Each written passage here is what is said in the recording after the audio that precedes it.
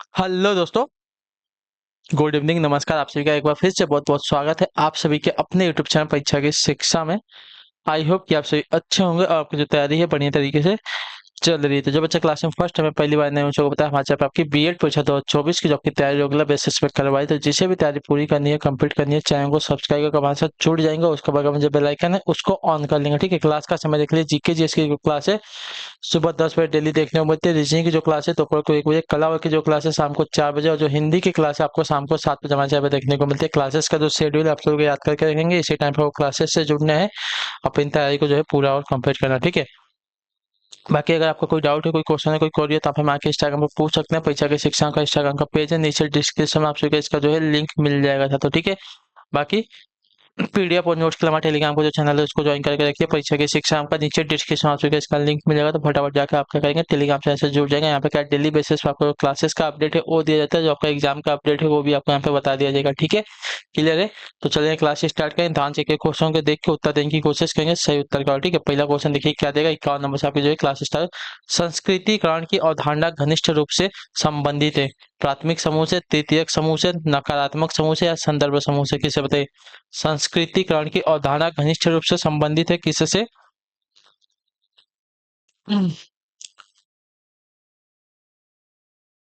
इसका right answer क्या हो जाएगा।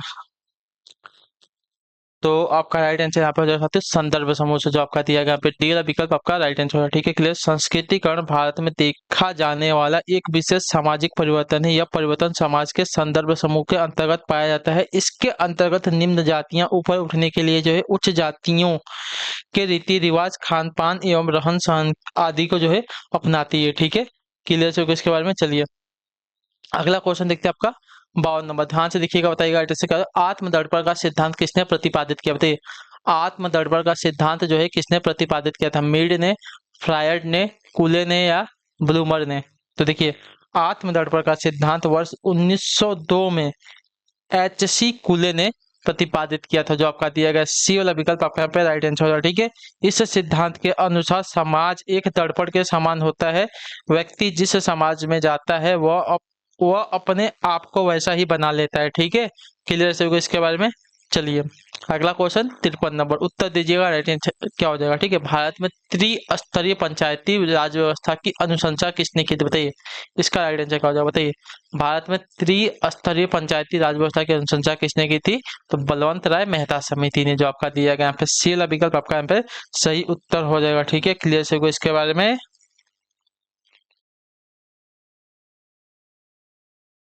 ठीक है चलिए अगले क्वेश्चन बढ़ेंगे आपका, देखिए 54 नंबर है, उत्तर दीजिएगा राइट आंसर का। पॉवर्टी ऑफ फिलोसफी के लेखक कौन, बताइए। पॉवर्टी ऑफ फिलोसफी के लेखक की बात कर रहे साथियों कौन है, इसका राइट आंसर का देखिए। पॉवर्टी ऑफ फिलोसफी के लेखक की बात की जाएगी तो कार्ल मार्क्स हो जाएंगे। ठीक है, कार्ल मार्क्स जो आपका दिया गया डी वाला विकल्प आपका राइट आंसर हो जाएगा। अगला क्वेश्चन देख लेते हैं, 55 नंबर क्वेश्चन है, बताने की कोशिश करेंगे सही उत्तर का। राज्य के ऐतिहासिक विकासवादी सिद्धांत का प्रतिपादन किसने किया, बताइए। राज्य के ऐतिहासिक विकासवादी सिद्धांत का प्रतिपादन किसने किया था, इसका राइट आंसर क्या हो जाएगा, बताने की कोशिश करेंगे जल्दी जल्दी। इसका सही आंसर क्या हो जाएगा।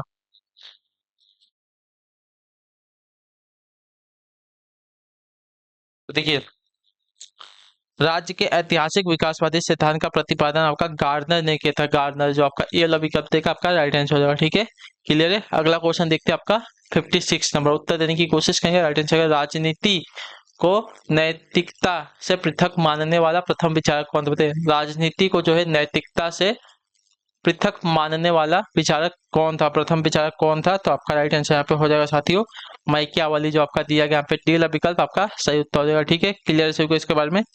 चलिए अगले क्वेश्चन में आपका 57 नंबर उत्तर देने की कोशिश कीजिएगा राइट आंसर। ऐसा कार्य जिसमें लोग बिना किसी निजी हित, उद्देश्य तथा कारण के एक दूसरे की सहायता करते हैं क्या कहलाता है, बताइए। ऐसा कार्य जिसमें लोग बिना किसी निजी हित, उद्देश्य तथा कारण के एक दूसरे की सहायता करते हैं क्या कहलाता है, तो आपका राइट आंसर हो जाएगा साथियों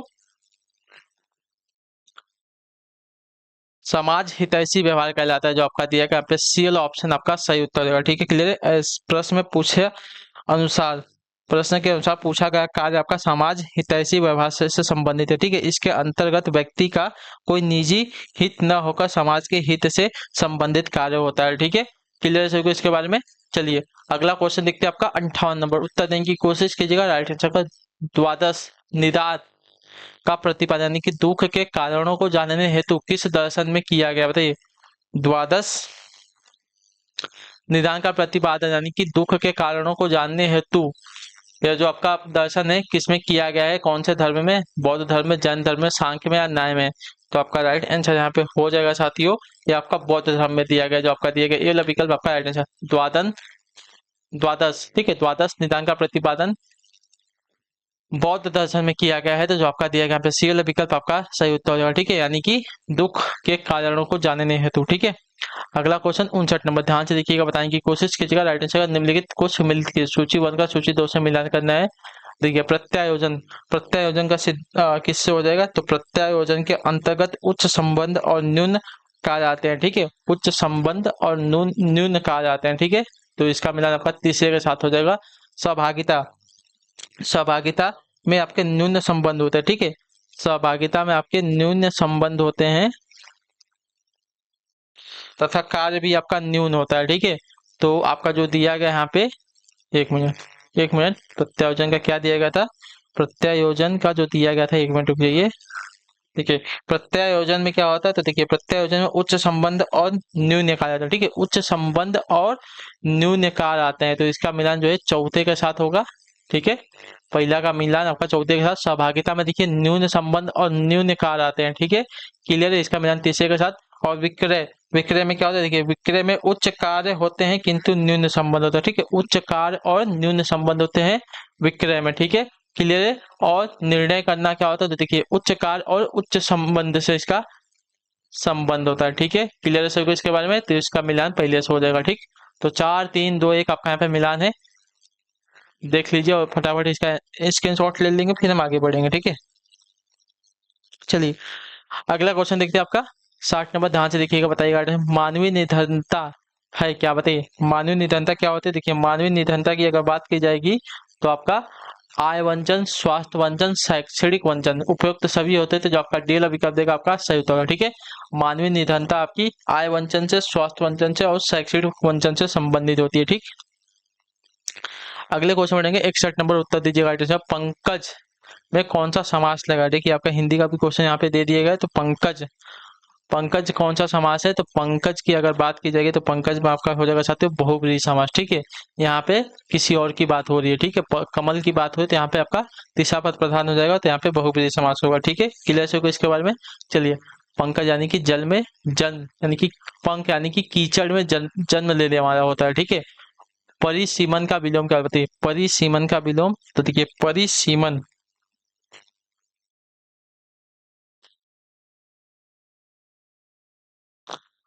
परिसीमन का विलोम है, देखिए परिसीमन का विलोम आपका निर्सीमन हो जाएगा, ठीक है। निर्सीमन जो आपका सी वाला विकल्प देगा आपका सही उत्तर हो जाएगा, ठीक है। क्लियर है। परिसीमन का विलोम आपका निर्सीमन होता है, तो जो आपका दिएगा सी वाला ऑप्शन राइट आंसर हो जाएगा। अगले क्वेश्चन आपका देखें 63 नंबर, ध्यान से देखिएगा, उत्तर दीजिएगा राइट आंसर का। कानन का प्रवचि हो जाएगा क्या, बताइए। कानन का प्रवचि क्या हो जाएगा, देखिए कानन, कानन जो आपका देखिए जंगल का प्रवचि होता है, जो आपका ये वाला ऑप्शन देगा आपका सही उत्तर हो जाएगा, ठीक है। इसके अन्य प्रवचि शब्द आपके विपिन, कांतार, वन इत्यादि सभी आते हैं, ठीक है। अगला question 64 number, choose the superlative from the fast, अच्छा choose the superlative from of fast, ठीक है। सुपरलेटिव फॉर्म चूज करना है किसका, फास्ट का। तो फास्ट का सुपरलेटिव क्या हो जाएगा, फास्टेस्ट हो जाएगा, फास्टर होगा। तो आपका राइट आंसर यहाँ पे क्या हो जाएगा, फास्टेस्ट, ठीक है। फास्टेस्ट जो आपका सुपरलेटिव हो जाएगा किसका, फास्ट का, ठीक है। क्लियर होगा इसके बारे में।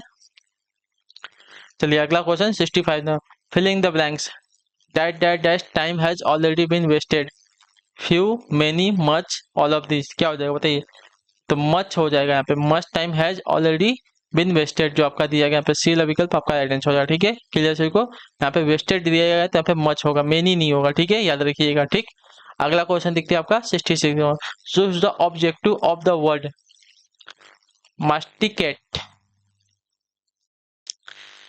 इसका हमको क्या बताना है, अपोजिट बनाना। मास्टिकेट का अपोजिट क्या है, देखिए मास्टिकेट का अपोजिट अगर देखे जाएंगे गॉबल हो जाएगा, गॉबल, जो आपका दिया गया डी वाला विकल्प आपका सही उत्तर हो, ठीक है। अगला क्वेश्चन 67 नंबर, ध्यान से देखकर उत्तर दीजिएगा। Choose the word similar in meaning industrious, industrious. तो देखिए इंडस्ट्रियस का सिमिलर मीनिंग आपका हो जाएगा डिलीगेंट। ठीक है, डिलीगेंट तो आपका जो दिया गया यहाँ पे डी विकल्प आपका राइट आंसर होगा। ठीक है, क्लियर से को diligent is the similar meaning of the given word यानी कि इंडस्ट्रियस का। ठीक है, अगला क्वेश्चन देखते हैं आपका 68 नंबर, बताने की कोशिश कीजिएगा। राइट आंसर का हो जाएगा तालीकोटा का युद्ध लड़ा गया था कब? पता है तालीकोटा का जो युद्ध है कब लड़ा गया था, मतलब लड़ा गया था किसके किसके बीच में, हमको ये बताना है। ठीक है, तो तालीकोटा का जो युद्ध है साथियों लड़ा गया था 1565 ईस्वी में। किसके किसके मध्य में हुआ था ये?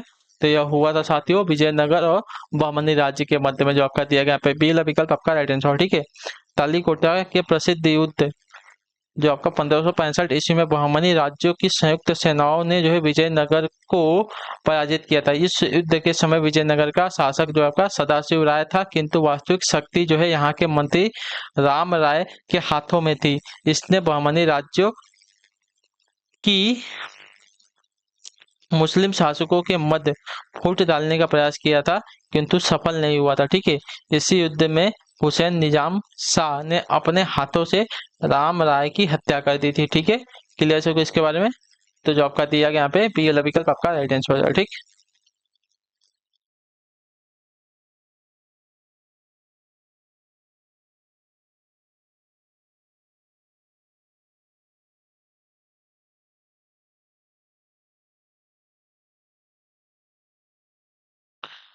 अगला क्वेश्चन 69 नंबर, उत्तर देने की कोशिश कीजिएगा। राइट आंसर ख्वाजा मोइनुद्दीन चिश्ती किसके शिष्य थे, बताइए।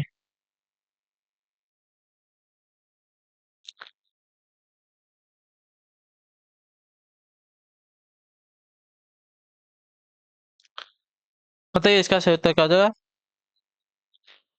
ख्वाजा मोइनुद्दीन चिश्ती जो है किसके शिष्य थे, हमसे पूछा गया है साथियों। ठीक है, तो आपका राइट आंसर यहाँ पे हो जाएगा साथियों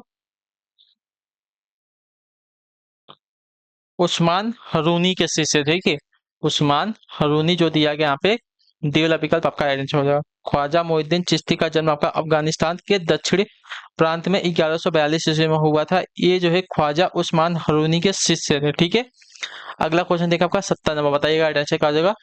किस पशु के अवशेष सिंधु घाटी सभ्यता से प्राप्त नहीं हुए, बताइए। शेर के, बाघ के, गाय के या हाथी के? तो आपका राइट आंसर यहाँ पे हो जाएगा साथियों शेर के। जो आपका ये वाला विकल्प देगा आपका सही उत्तर हो जाएगा। ठीक है, सिंधु घाटी सभ्यता में बाघ, गाय तथा हाथी के अवशेष प्राप्त हुए हैं, किंतु शेर का उल्लेख नहीं किया गया यहाँ पे। यद्यपि घोड़े के अवशेष प्राप्त होने के संबंध में विद्वानों में मतभेद जरूर हुआ, किंतु कुछ विद्वानों ने इसके अवशेष की पुष्टि भी की थी। ठीक है, अगला क्वेश्चन देखते हैं आपका 71 नंबर, यज्ञ संबंधी विधि विधानों का पता चलता है किससे? तो यज्ञ संबंधी विधि विधानों का पता आपका जो चलता है साथियों यजुर्वेद से चलता है। जो आपका दिया गया बी विकल्प आपका सही उत्तर होगा। ठीक है, यज्ञ संबंधी विधि विधानों का उल्लेख जो यजुर्वेद से मिलता है। यजुर्वेद के अंतिम भाग ईशोपनिषद में आध्यात्मिक चिंतन का वर्णन भी मिलता है। यजुर्वेद दो भागों में बटा हुआ है, शुल्क यजुर्वेद और कृष्ण यजुर्वेद में। ठीक है, अगला क्वेश्चन देखिए 72 नंबर, ध्यान से देखिएगा, बताइएगा राइट आंसर। दिलवाड़ा का जैन मंदिर अवस्थित है कहाँ पर?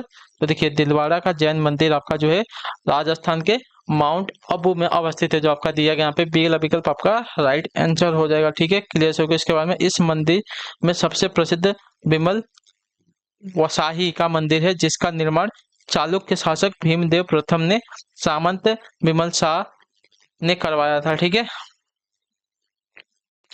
अगला क्वेश्चन 73 नंबर, दिल्ली सल्तनत का कौन सा सुल्तान लाख बख्श के नाम से जो है जाना जाता था? इसका राइट आंसर क्या हो जाएगा? तो कुतुबुद्दीन ऐबक। जो आपका दिया गया यहाँ पे डी वाला विकल्प आपका सही उत्तर हो जाएगा। क्लियर है? कुतुबुद्दीन ऐबक अपनी उदारता के कारण जो है दान आदि इतना करता था कि वह लाखों का दान देने वाला लाख बख्श कहलाया। ठीक है, उसने दिल्ली के कुवत उल इस्लाम और अजमेर में 2.5 दिन का झोपड़ा नामक मस्जिद का निर्माण भी करवाया था। ठीक है, अगला क्वेश्चन 74, भारत के किस नदी को जो है वृत्त गंगा कहा जाता है? तो आपका राइट आंसर यहाँ पे हो जाएगा साथियों गोदावरी नदी को। जो आपका दिया गया पीला विकल्प आपका सही उत्तर होगा। ठीक है, भारत के दक्षिण के पठारों की रानी गोदावरी को जो है वृद्ध गंगा कहा जाता है। यह महाराष्ट्र में नासिक से दक्षिण पश्चिम की ओर त्र्यंबक से निकलती है और बंगाल की खाड़ी में जाकर गिरती है। ठीक है, क्लियर है। आखिरी क्वेश्चन ध्यान से देख के उत्तर दीजिएगा। राइट आंसर होगा स्वतंत्र भारत के सार्वजनिक क्षेत्र का पहला निगम कौन सा है? देखिए, स्वतंत्र भारत के सार्वजनिक क्षेत्र का पहला निगम अगर देखने जाएंगे साथियों, दामोदर घाटी निगम है। ठीक है, जो आपका डी अभी कर देगा आपका राइट आंसर, जिसकी स्थापना वर्ष 1948 में हुई थी। ठीक है, क्लियर है। तो इसी के साथ जो आपकी क्लास है आज की यहीं पे कंप्लीट होता है। आई होप कि आप जो क्लास है अच्छी लगे, अच्छी क्लास को लाइक करें, चैनल पर चैनल को सब्सक्राइब, और हमें जो है कमेंट में अपनी राय क्लास के बारे में जो देगा आपको क्लास जो है कैसी लगी। ठीक है, तो हम आपसे मिलते हैं आपकी अगली क्लास में। तब तक के लिए टाटा बाय बाय, जय हिंद जय भारत। आपसे क्लास से जुड़ने के लिए बहुत बहुत ही धन्यवाद साथियों।